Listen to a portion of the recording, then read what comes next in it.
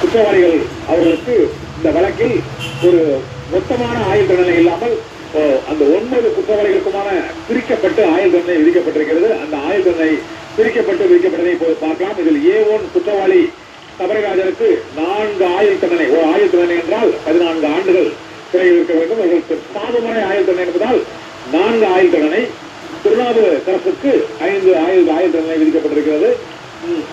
இதே போல A3 சதீஷ்க்கு 3 ஆயுள் தண்டனை விதிக்கப்பட்டிருக்கிறது. A4 வசந்தகுமாருக்கு 2 ஆயுள் தண்டனை விதிக்கப்பட்டிருக்கிறது.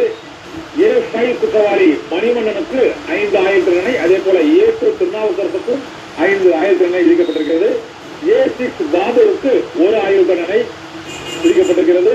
A6 பாபுவுக்கு 1 ஆயுள் தண்டனை. A7 கரண்பாலுக்கு 3 ஆயுள் தண்டனை விதிக்கப்பட்டிருக்கிறது. இதே போல A8 அருளானந்தத்திற்கும் A9 அருண்குமாருக்கும் 1